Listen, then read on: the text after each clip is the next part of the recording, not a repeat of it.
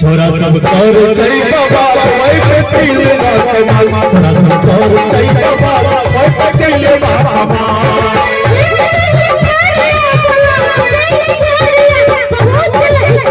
अच्छा छोरा सब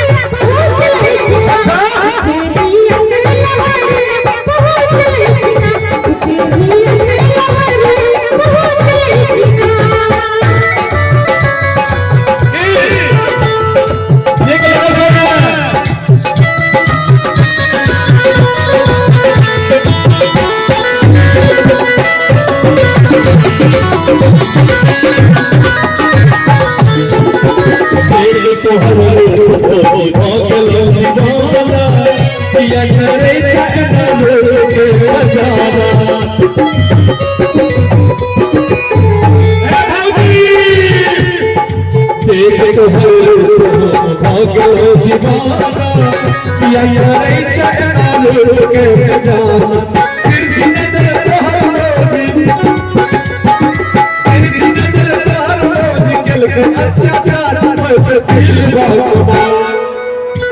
वही पे पीले बासमान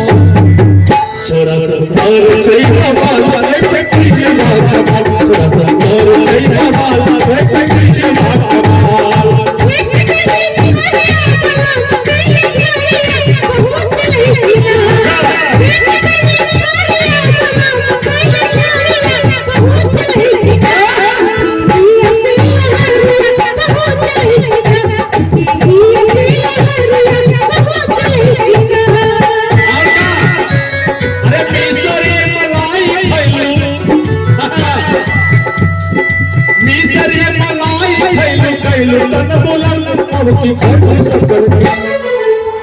अलग भइल झारखंड अब की खैर सकर